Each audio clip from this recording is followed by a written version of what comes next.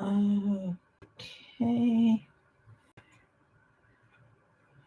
I just take all that off the television. Okay. Right, so I've got to get, once again, as you see, I'm not organised. Where's my books?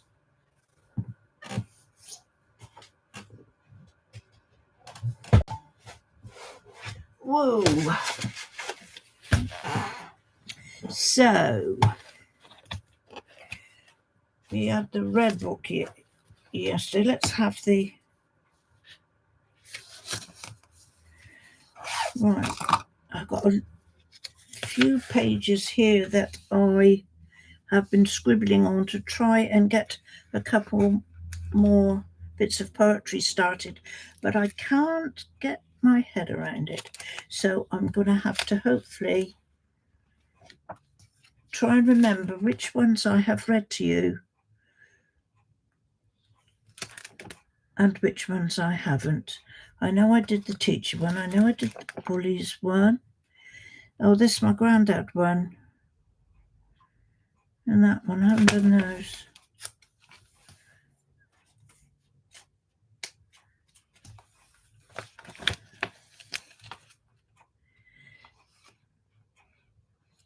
Okay, I'll just try and make it as light-hearted as we can, because I think sometimes it gets a little bit sort of dullish and doesn't always, well, for me at least, doesn't always leave me with such a happy feeling. So I will start with this one, and it's called Deliveries, and it's all about what people do to make our lives a little bit more easier. Early in the morning, before the sun is up, the milkman leaves the milk by the front door. He gets up very early while we're all fast asleep, delivering to us cream and milk and more. The bottles rattle merrily as he goes along. The engine on the milk float quietly hums. He whistles as he sorts his wares and picks the empties up, a bottle on each finger and each thumb. Next there is the paper boy, skidding on his bike, big huge bag bumping on his back. Thrust the paper through the door, rattle, ring or tap, back on his bike and whiz off down the track. Short cut across the playing fields, past the swings and slide, cross the road onto the next estate, park the bike, check the list, start from this end here. Beware the dog, big sign on the gate. Now we have the postman, parking up his van, hoisting up his bag from out the back, slamming close the back doors and starting down the road, eyeing up the weather, thinking, should I have brought a Mac? There's Mrs. Brown at number 2, Mrs. Jones next door. Her daughter sent a postcard, sea and sun. The new ones are at number 6, haven't seen them yet, and the dog at number 8 is on the run. It barks and yaps and jumps around, crazy at the gate. Ha, had you this time, you can bark all day. The postman passes by. Jack Russell not amused. Last letter done, and postman's on his way. Milk, papers, letters parcelled, delivered for us all. People had their cereals, read the news. Letters, bills and circulars opened on the move, or reading matter cursorily perused. Pay tribute to the milkman and the boy bringing the news, coming out so early for us each day. Don't forget the postman who will brave a barking dog. To each a big thank you is what we say. See, now a lot of that now, you don't get the milkman much delivering, do you? You used to. Yeah, and eating stacked Ida crabs.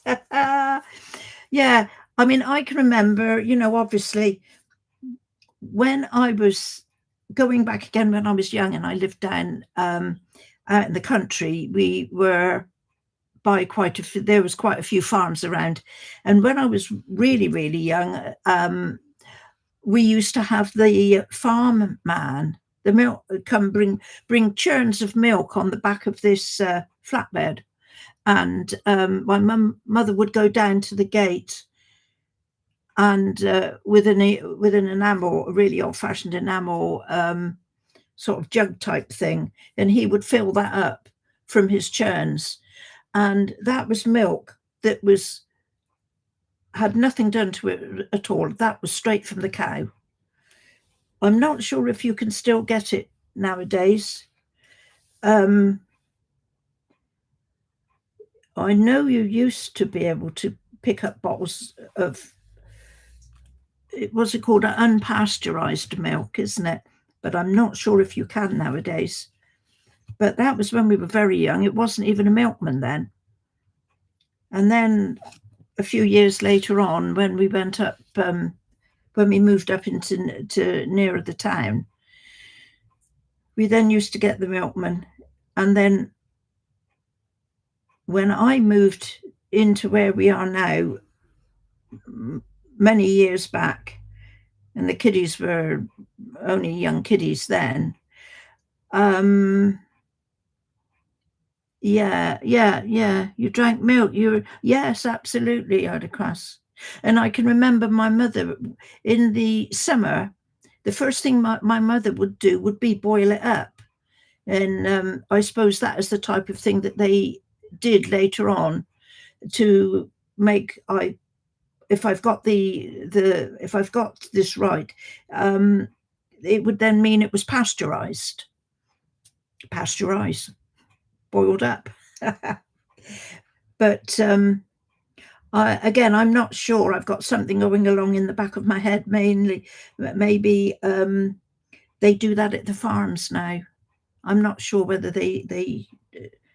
I've just got a feeling that maybe they did, but yeah. Even when I was married and we came to live down here, the first house we lived in down here, we used to have the milkman, and we also used to have the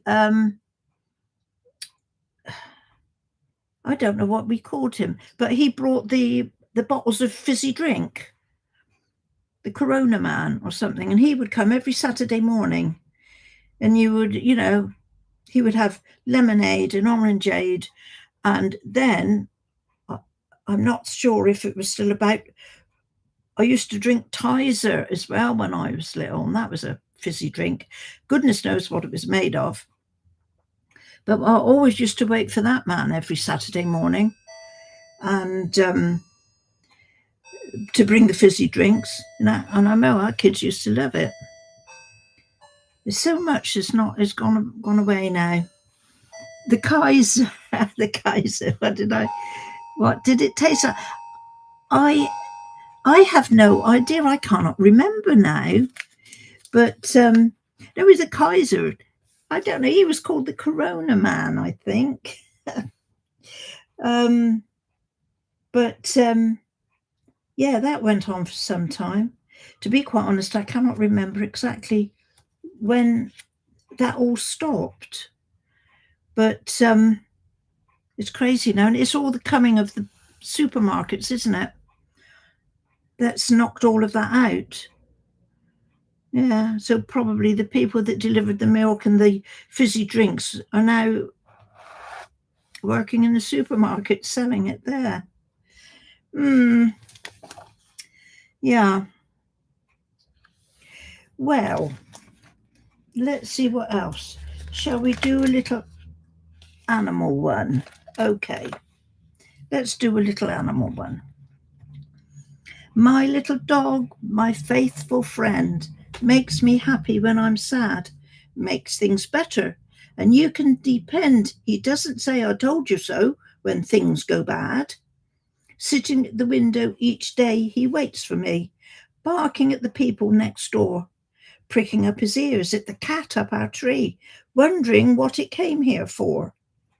Starlings on the top branch, all as one, rise from the tree top there, leaving the cat all on his own, stretched across the branches bare. Dog settles down, nose on paws, one eye watching the gate, dozing off and on until he hears the door, hoping that I won't be late.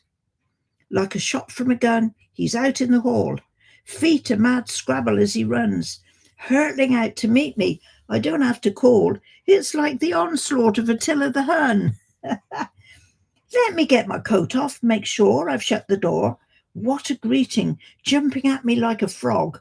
It's impossible to stop him, so I kneel on the floor to be overwhelmed by a jubilant dog, an uncomplicated companion who'll forever see me through, with a happy waggy tail and eyes so bright, giving me such joyful thoughts. He is never blue, and I always get a licky kiss. Good night. And that is your dogs. That's your animals, isn't it? They do. They are so great. I miss my dogs, but they wouldn't be much good here.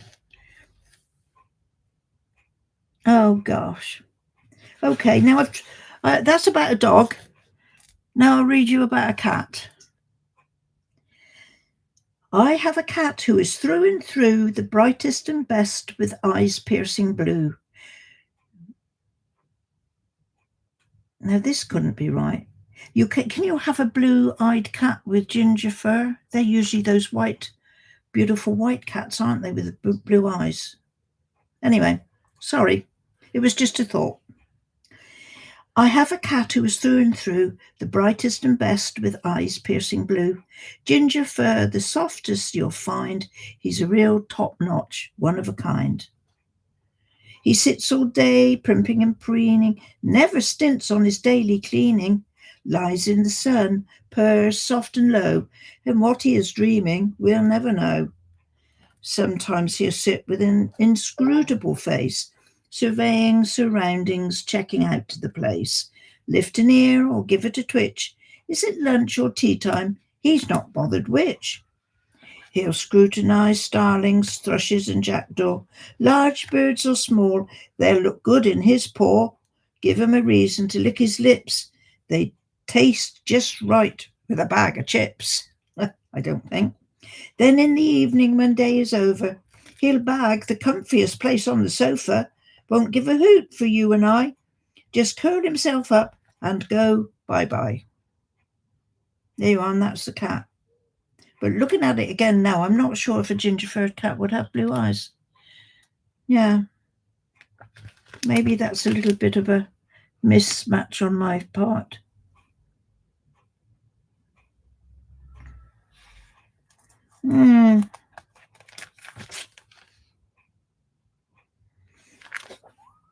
Okay.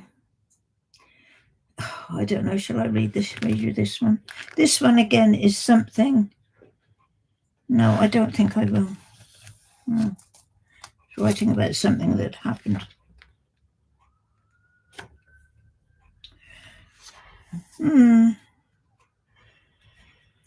Right, let's see. I don't know. I may have read this one, but I'll read it again because it's quite light-hearted and nothing too deep. And I've called it Seasons.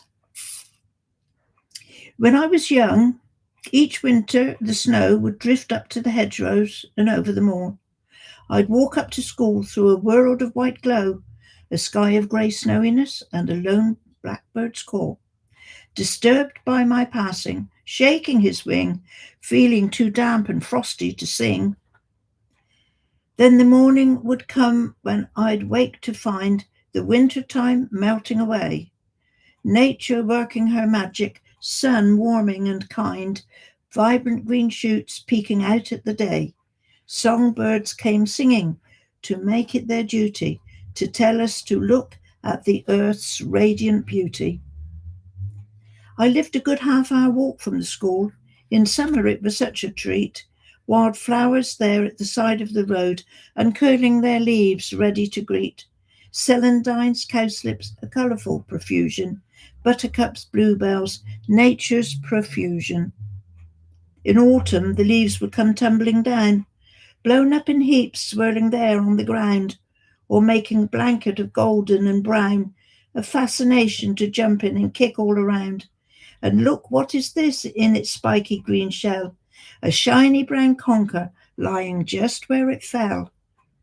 Then, with the passing of time, in a trice, the world was all white once again, everywhere covered in thick snow and ice, tree branches bending under the strain. We'd build us a snowman, all white, round and fat, put on his head Grandad's best hat. So these seasons come round to mark out the year. It seems in the blink of an eye. Nature will show us, demonstrating quite clear how things will live and how things will die, to make room for the new and continuing way of Earth's evolution in each brand new day. And that came about as well from me remembering, because the seasons were so well marked then. Yeah. Pets are sort of junior kids when first got, they had pets before lasers training.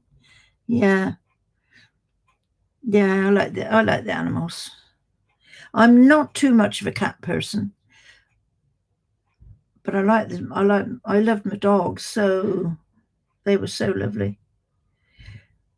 So going back to this one, this season's one, this was very much remembering of how it was again when we were living out in the countryside, and we lived where before we came here, we lived up on the top of the hill. It's a few miles away. There was a town on the top of the hill, and the snow would always hit us first, and it would be quite, well, more than quite deep. I mean, we've had times when, I remember once, and it was the year when I wasn't at home, that my mother said that they couldn't get out at all, and they had the army bringing supplies to people.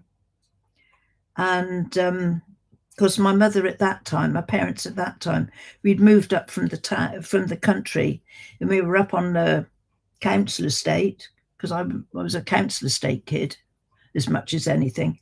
And there was the main estate was prefabricated houses built to make up for the buildings lost during the bombings of the Second World War. And they were quite easily and quickly put up. And they were lovely places as well. But they were like little bungalows. They only had the one floor. And I can remember this year when I was not at home, and my mother had written and said, "We can't get out. The snow is so bad. It's up to the chimney. We can't even see out the windows. So we're living here with the electric light on all the time, because the snow has really done us in. It's really just unbelievable." And then I remember she said they had the army come, and the army managed to sort of dig out a lot of people. And but it still wasn't any good to go out around at all. Well, they were thinking more, I suppose, of, the elderly people. Because most of the shops in the town were closed because people couldn't get into town to get to work. And oh yeah, the army had everything for people. Yeah, brought the milk, brought the papers, brought the groceries, brought the doctors if they were needed. Yeah, but like I say, I didn't actually experience that. Not as bad as that, but I can remember the very heavy winters. Those kids used to love it. Yeah. Counting and presuming good. The thing was, I maybe at times a blue swing. Yeah. I don't know. That was the one and only year when it was that bad. And I don't think people were expecting it to be that bad. Normally, it was bad enough, but that was an exceptional year. And more often than not, I mean, with me being home and I was out to work in the town, that, you know, if there was anything needed for us, then, you know, I was the younger one, I would go out and I'd go to work in the day and I'd come home with the shopping in the evening, and for anything that, you know, I thought we needed at home. Nobody expected that year. The thing was, you see, you didn't have the weather forecasts all over like you do now. I mean, you can hear it on the news, you can hear it on the radio, you can get it on your mobile phones, you can get it on your computers. And of course, that media wasn't around then. So you weren't always 100% up together as to exactly what the weather would be like. But it was a given that every winter, where we lived up on the hill there in the town, it would be, if there was snow about, it would be that town that got it. Yeah.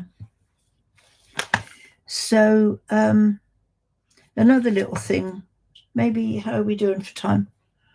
Have I been on here 20 minutes already? My gosh. Just one more thing then. Did you do any snow activities? We used to go sledging and building snow houses, snowball fights. Didn't do skiing so much. It was more sledging. And we used to build snow houses because the drifts, if we walked down the lane a little bit, the drifts were way up 6-8 feet high. I mean, up along near a town, when you went up there, you could just see the very top of the bus stop sign just poking up out of the snow. So, you know, bus stop signs are quite high. So you can more or less tell how high the snowdrifts were. And yeah, we'd make an igloo. Yeah, we'd go down and we'd start digging in the drifts and make snow houses. Yeah, God, you know, us kids, we loved it. And I very often think sometimes my children have never experienced anything like that. And yeah, then we'd find there'd usually be a particular spot where everybody would know to go sledging. And if people had parents that were well up for anything, they'd have had a sledge made for them. And I never had a sledge. Mind you, could go and buy them as well. I never had a sledge. We used to get an old, do you know, and I never know where we got that from, an old type of tarpaulin thing. And, you know, we'd sit on that and hang on to the edges, hang on to each corner. So we were sort of up in this tarpaulin stuff. Mind you, it wasn't half hard on your behind. My gosh, you couldn't sit down for a week afterwards if you went down the hill. Yeah. And yeah, you know, gosh. But I know it. I know that sort of thing still does happen nowadays. You know, I've again putting a little bit of all of the bumping and whatnot. Oh my gosh, you wouldn't believe it. But there were some pretty good sights around, and even when it wasn't snowing, there's a particular place that was just outside of us a little way, called Corfe Castle, and that is quite a that's quite a place for sightseeing in that, because there's a castle up on a hill, and it's only like a little village town, and I think, is it a Norman castle?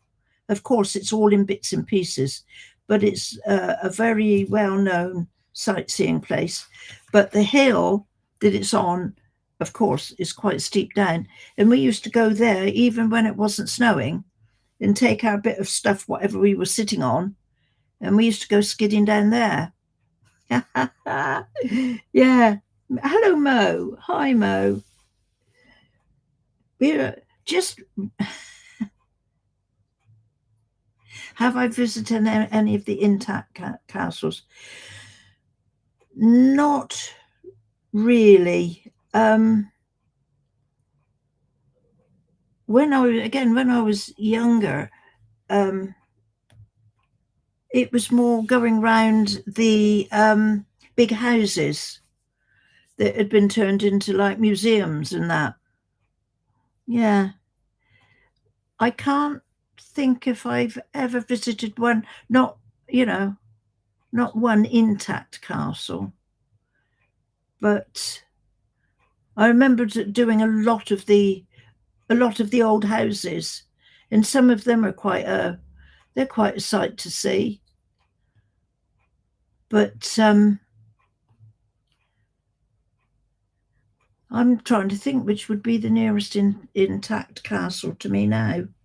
It would probably be somewhere up in London, possibly like Windsor Castle or somewhere like that. They were houses of the nobility.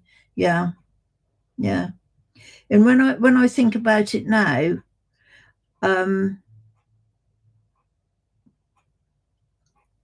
again, I can't remember if I said on another time when we was chatting that my mother, when it was a done thing. We're talking about coming to the end of the Victorian era, that they called it. Well, Queen Victoria by the time my mother was of an age, had passed away. But my mother at 14, like most all of the young girls in that era, were out to work.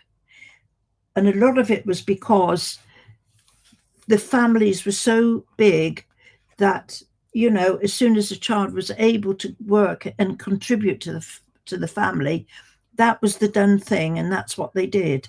So when I think about it now, the houses that I used to go and see, the big houses, were exactly the same as the house that my mother would have worked in when she was 14 years old.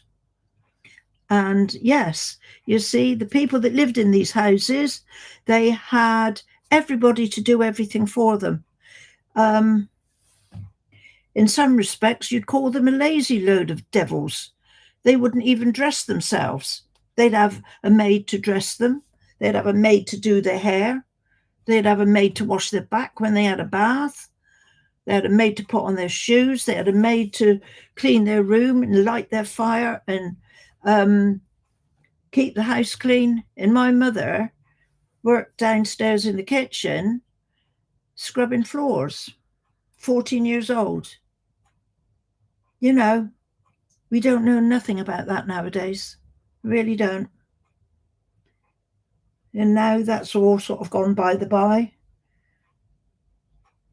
I mean, we've still got one or two places that are occupied and have the families living in them.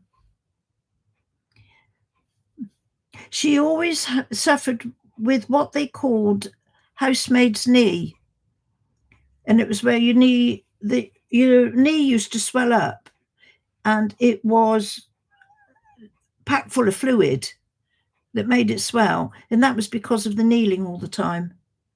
Yeah. But you know what? Did they think of it as hard work then? I don't think they did, because everybody did it. It was a thing to do. And I know, and another thing I remember her,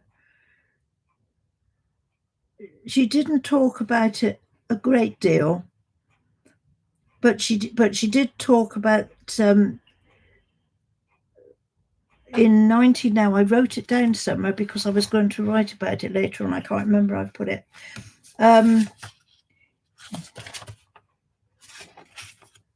You'll just have to bear with me a minute. I've got bits of paper here that I made a few notes because I was going to write about it, but then I'm not sure.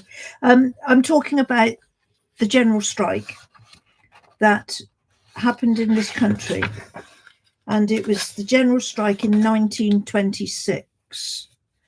So by that time, my mother was roughly 19, she was roughly 20, 25, 26, because she was born in 1901.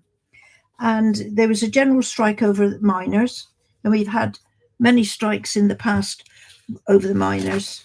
And miners wanted better working conditions and more pay. So they went on strike, and a fair amount of the other places came out in sympathy with them. And I remember my mother saying what a hard time it was, because the trains came out, the buses came out, all of the heavy industrial working came out, and of course the miners were out. And it was really quite rough, because if anybody went to work, then they were at times set upon by the strikers because they went to work. And I remember my mother saying how difficult it was for their family. And I'm not quite sure, she was by that time 25, where she was working or what she was doing. But I know she said her mother used to go up to the big house and take their washing and come home and do all their washing for them. Like, their bed linen and stuff like that. And at that time, there was no washing machines. You did it all by hand. And I also remember when I was a youngster, and we went to stay with my grandmother every now and again. And of course, by this time, my mother was married and had me. She had this in my I'm getting thingy now, aren't I? In my grandmother's house, they had a basement. I loved that basement, and I couldn't understand how clean it was. It was absolutely spotlessly clean, and it had one little side place where it had all my grandfather's tools, and where if he had to do anything, obviously, And then over back the other side in the bigger room, there was this massive, great, what they called mangle. And it was because after you'd washed clothes, you can only sort of squeeze them out by hand and get the water out of them to a certain extent. So every home had a mangle, and used to put this thing, whatever you wanted to get the water out of, between two huge big rollers. And then you had a great big handle at the side of it, and you turn the handle, and these rollers would roll round, and it would take the clothing through to the other side. And if you folded up like a sheet, for example, and put that through, that sheet would come out pancake flat at the other side, but all the water would have gone out of it as well. It's like a roller press, taking the water out. And another, not very nice, I suppose, but I can remember my mother saying that if any of the kids did anything wrong, they'd be threatened by my grandmother to have their fingers put through the mangle. Yeah. And that was some time, by there. I'm talking about there where my grandparents were very elderly. In that mangle, I would love to have known what happened to it, because that must be quite an historic piece now. But it's incredible what you don't realize, do you, how people lived. And I don't think my mother and her family were so bad. They just had to work hard for what they wanted. But and of course, through when the wars were going on,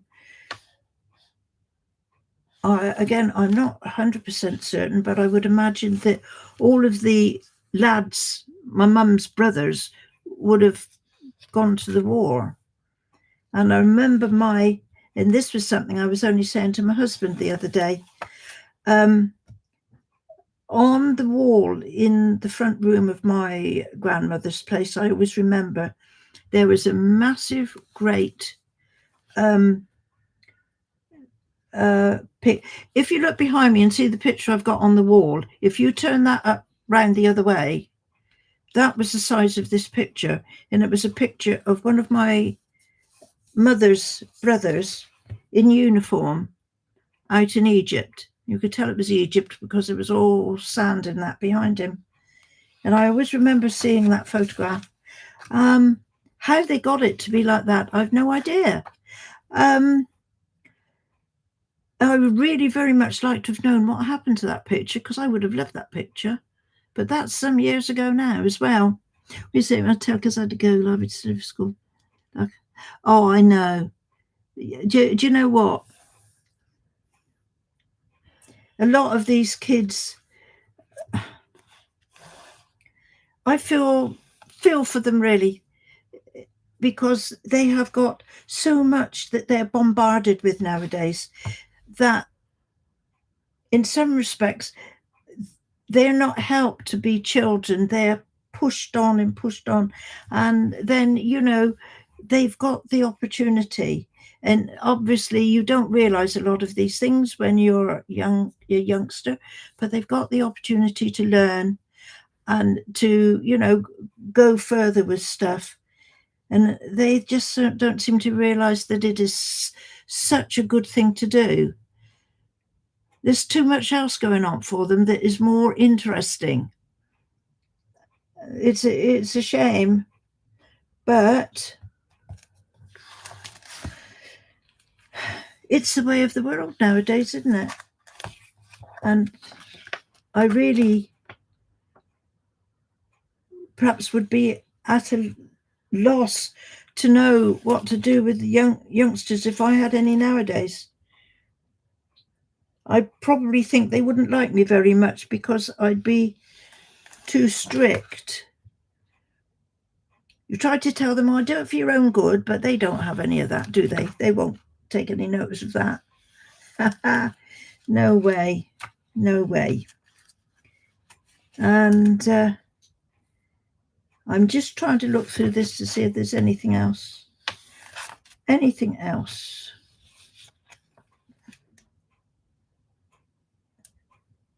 I think I've maybe read some of this. It's been done out more than once, so some of them have been snow. So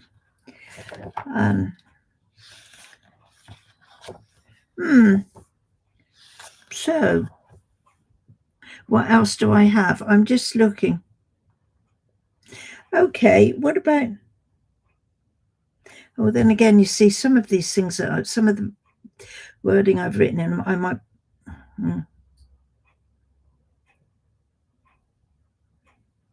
No, I can't read that. Okay. What are we seeing on our TV? News so grim and sad. Everywhere there's people fighting, bloody turmoil, crazy mad. Places that were once so peaceful seem to now be running wild. No one safe from mindless slaughter. Actually, I think I've read this one before. No one safe from mindless slaughter, not sister, brother, mother, child. Across the oceans, Africa is seething, wild with discontent. Innocents are running blindly, looking for safety from hell's descent. Suicide bombers walk amongst us, curiously happy in what they do. We can only see and wonder why their thoughts are so askew. In the name of their religion or corrupted power by one man, or tribal wars being resurrected, we in the West don't understand. And here on our little island, green and pleasant, well, we see muggings, murders, we watch in horror all that's shown us on TV. A man attacked and killed by neighbours, innocent of any crime. Teenagers stabbed and shot whilst playing our headline news all the time. It hardly seems a day goes by when someone's life ends too soon. Surely there is some solution, or are we crying for the moon? And that, unfortunately, and I remember now, I've read this before, and I said before, this was written 9 years ago and nothing has changed. We are still, that's just going to enjoy the light you bring. Oh, God. Yeah. Yeah. This just shows how sad everything is in a way, you know, because even now you turn the television on and all it is places being smashed to bits. And I don't know why people why the powers that be cannot sit down and talk and work things out. Instead, they like to chat and talk and walk away and do exactly the same thing as what they did before. Oh, it's no good, is it? So, I don't think I've read you this one. How are we going for time? I must watch the time because my husband will be finished soon. Okay, this is a bit lighter. We sat on the wall overlooking the bay, sun shining on water, a warm sunny day, sea washing the pebbles glistening and bright, all shades of brown and grey, and sand dunes so white. A lazy contentment hung over the place, day trippers a strolling, no unhappy face, smiling and laughing unhurried, carefree, up to the tea rooms for a nice pot of tea, in the quaint English tea garden out on the Lee. We have seen oh so many at times like these, day trippers all at their leisure and ease, no thought of the day coming to an end.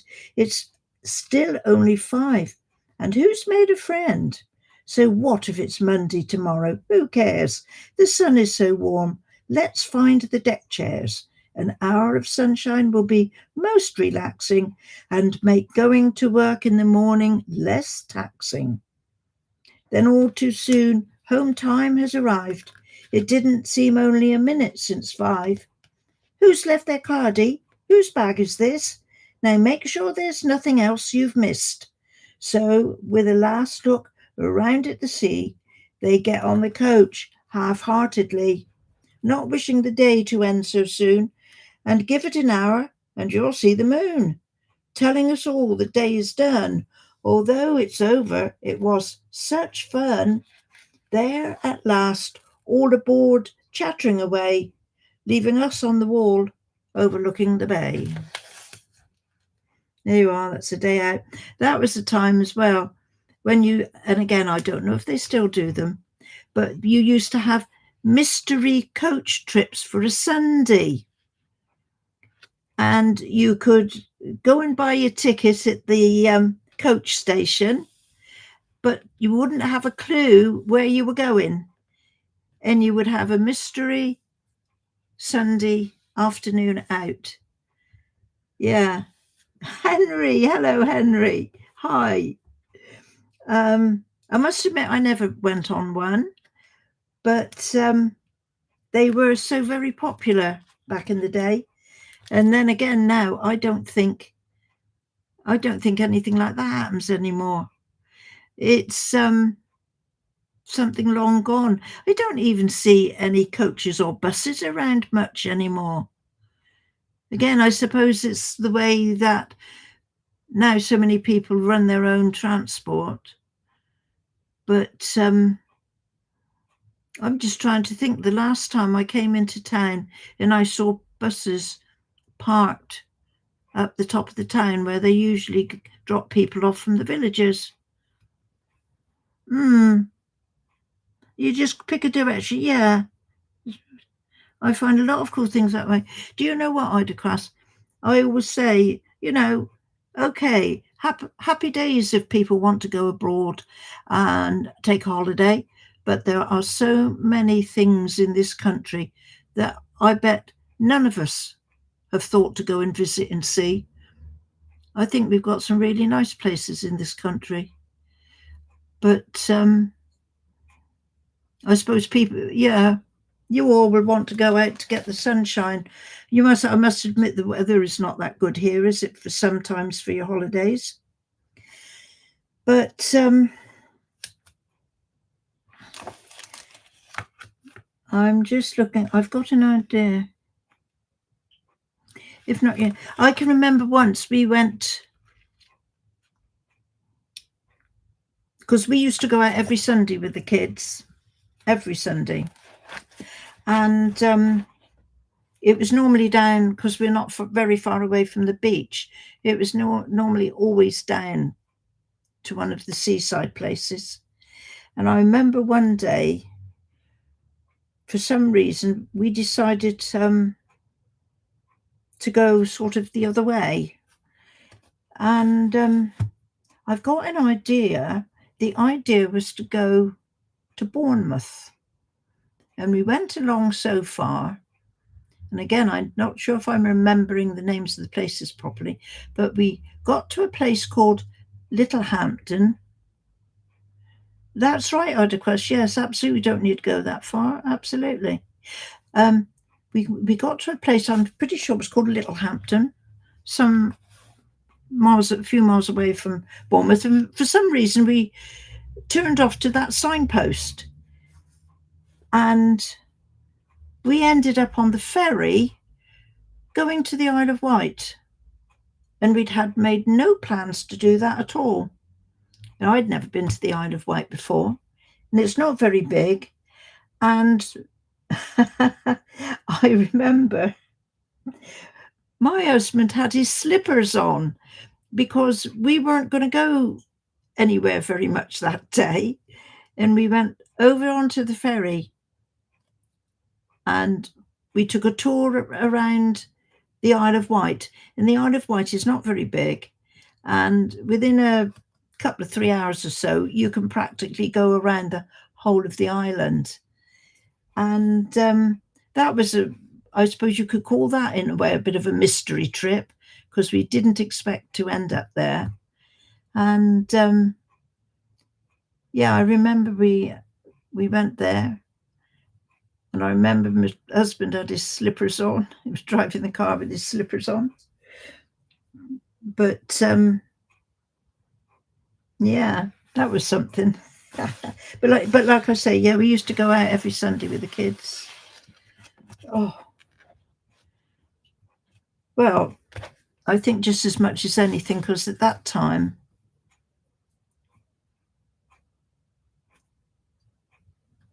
I know it's all different. It's all different.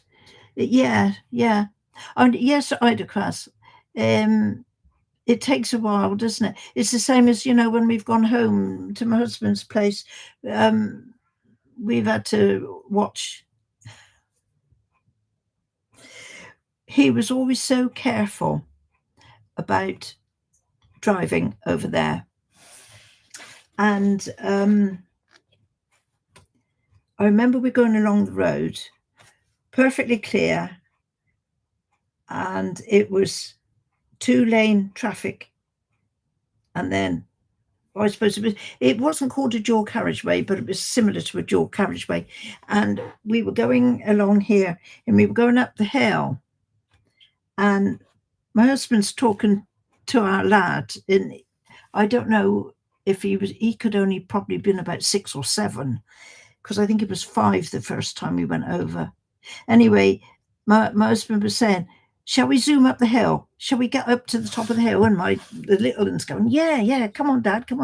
So my husband put his foot down and shot up across the top to be immediately stopped over the brow of the hill with these policemen pointing guns at us.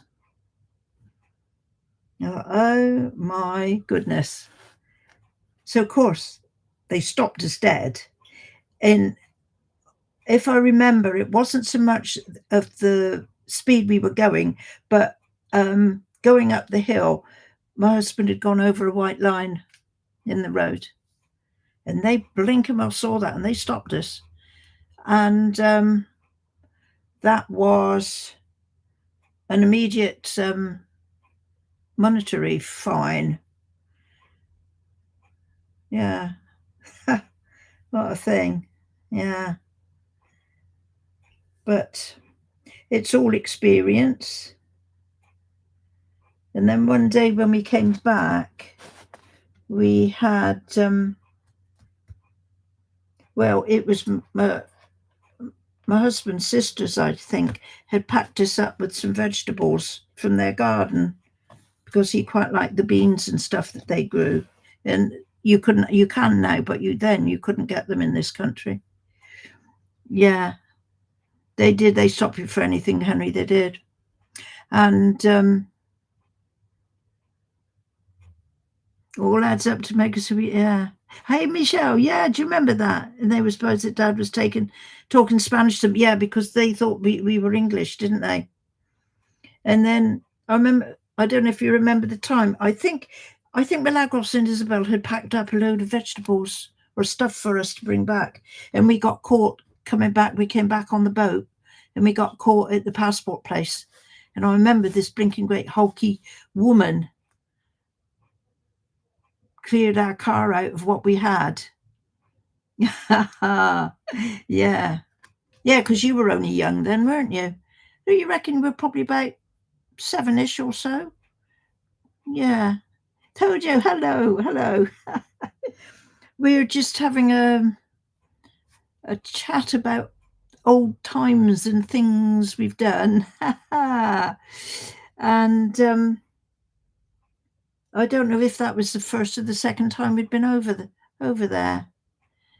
And yeah.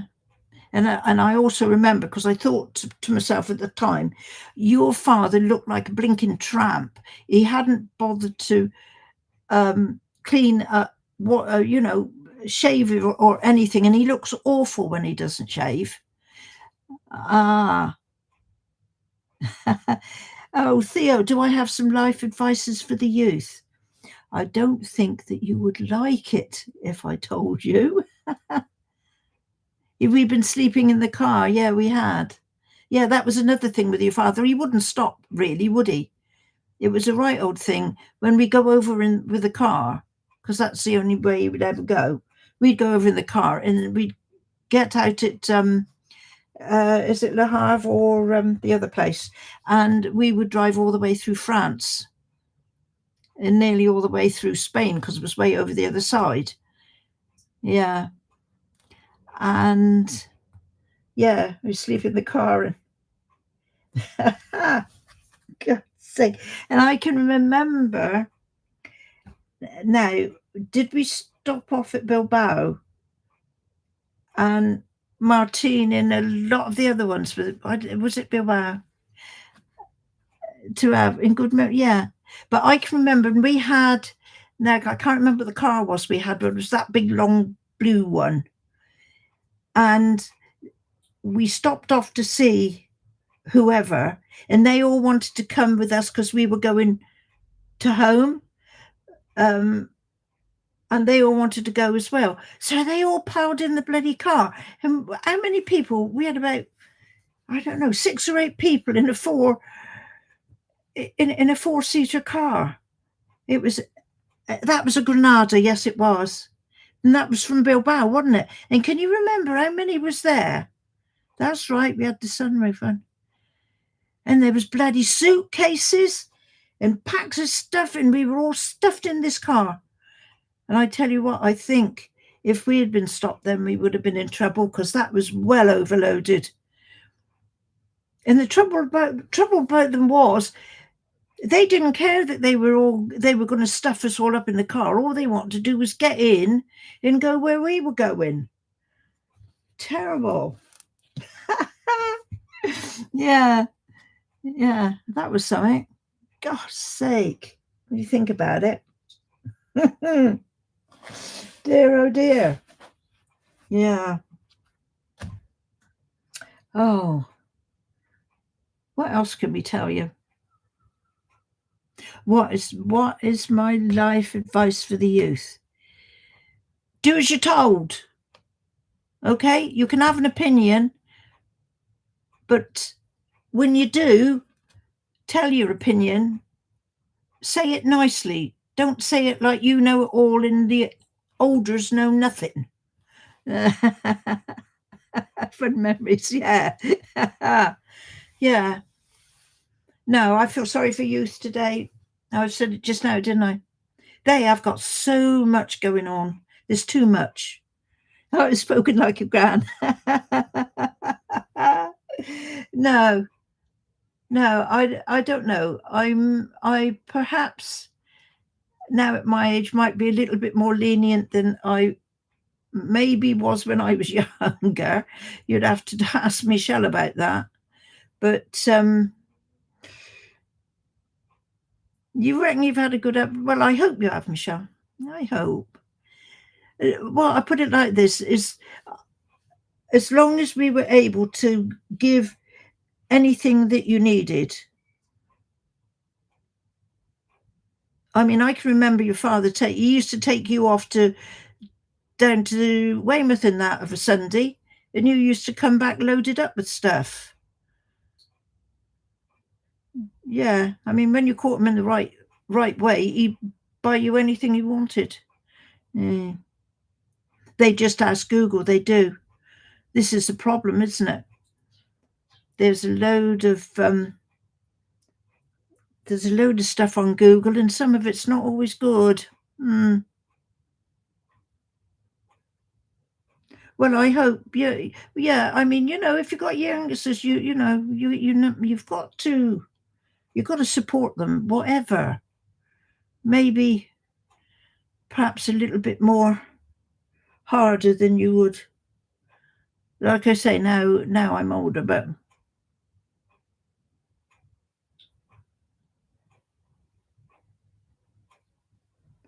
I can remember those roller boots you got. Yeah, because yeah, that the roller place used to be down the bottom of town, didn't it? You used to go there a lot. Can you remember when we had CB radios as well? That was all a thing at some point. Remember having CB radios? Mm. Hey, Dan. Yeah, we've got on to the talking part. We're reminiscing again about about what it was like in the good old 1950s and 60s and, well, 70s now, I suppose we got up to. Yeah. I think my poetry is running out now because the more I look at my book, I can't find anything maybe that I haven't. Hang on. What about going back to? I've just turned to the last page in my book, and maybe this is quite relevant to what we've been talking about. So, turn them on, turn it off. CB, oh yeah, yeah. That was a rage, wasn't it, for a while, the CB rages? Yes, and you lot, Michelle, would go down the bloody lorry park with the lorry drivers. And I used to say, she's down the park with those blasted lorry driver people again.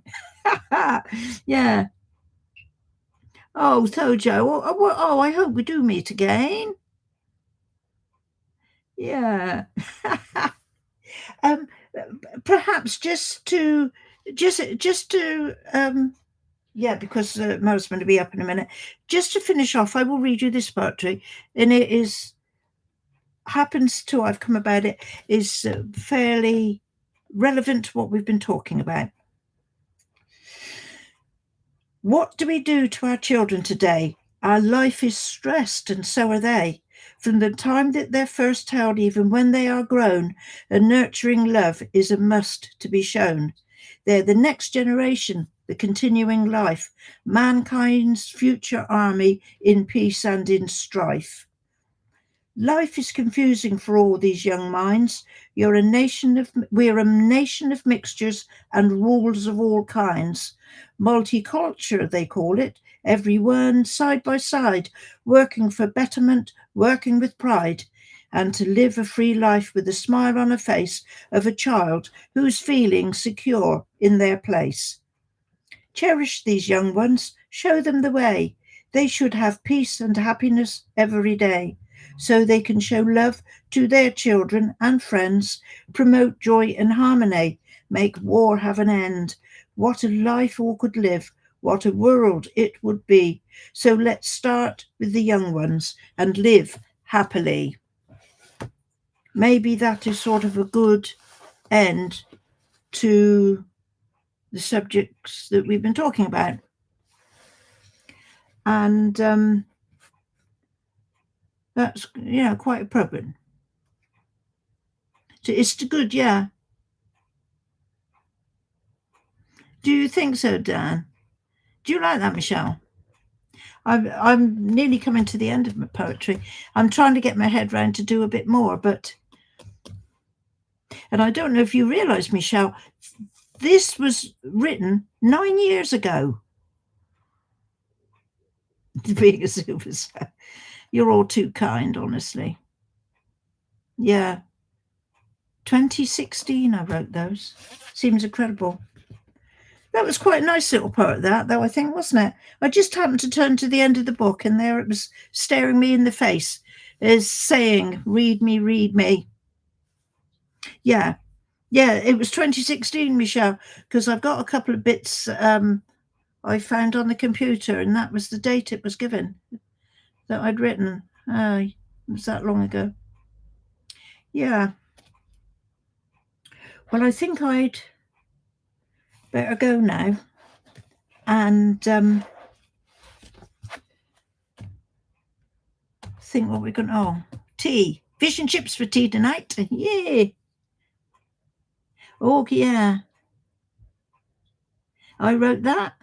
Yeah, I did. I wrote that. Yeah, Michelle. All of this I'm reading is what I wrote. I had a feeling I didn't know whether you had some of my poetry with you. Perhaps you did. Perhaps I'm just thinking.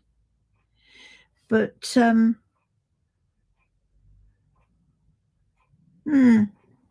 I'd like to write another little story. But again, I cannot get motivated, and time beats me always. Not enough time. Hours in the day is what I'm trying to say. There's not enough hours in the day.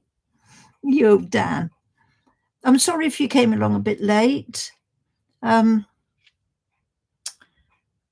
this is surprising me, really, that this little poetry bit that I was only going to do for about 10 minutes or so has turned into what it has. Yeah, I wrote the story. Yes, I did, Michelle. And I'd like to write something else. I read that out. I think that was the first thing I read out on here was that short story. But like, it's just time. I want about watching the Queen on Christmas. Oh, get out! Get out, the Queen. Can I remind you, Michelle, she's dead. Oh, no. Oh, yikes. Anyway. Well, I did say to Carl, what about doing something like this? And he said, yeah. It's the same as he said about streaming the gaming stuff. Because I said, nobody's going to be interested in this, nor my gaming or anything. And look what's happening. So, and it's nice to have a chat with some sensible people. Yeah. So, because unfortunately I've got a husband who will look at the news, and then 5 minutes later say, what was all that about? And I get fed up with explaining. Yeah. Well, let's see And in the future, I'd request if I can sort of enlighten you on some of the other things that went on when I was younger. What makes it, do you reckon? Well, tomorrow I've got to go and try and work out how to get into the next area, haven't I, on Dark Souls. Yeah. So that's it. I've got to keep quiet, otherwise I'll keep talking. Yeah, thanks for coming along, Michelle. I hope you're okay today and everybody. And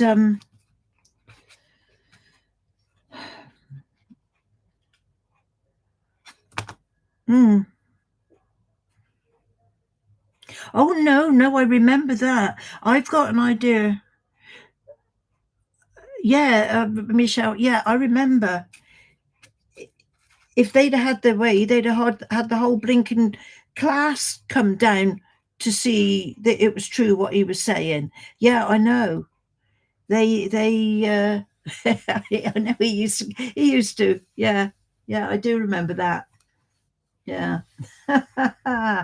Well, God, that was some time ago as well now. Can't believe how it's gone along. Anyway. Okay. Yeah. Yeah. Yeah, Michelle, because they I don't know, I suppose they did then what they used to do with again, I'm not sure whether they would do that now at school, but get the kiddies to write a little story about what they did at home or what their family did or something or other.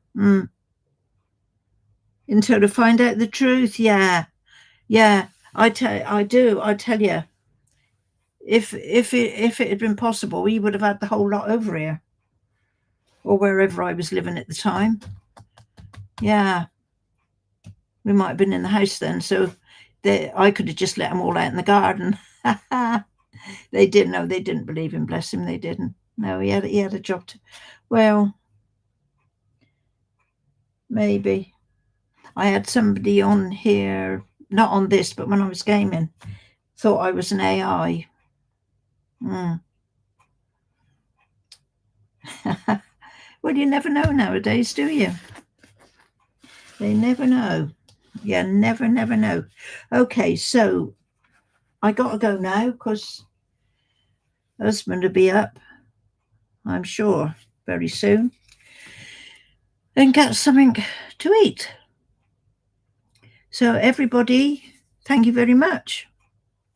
And yeah, thank you, Dan, Idocrass, Hog Fan, and Michelle.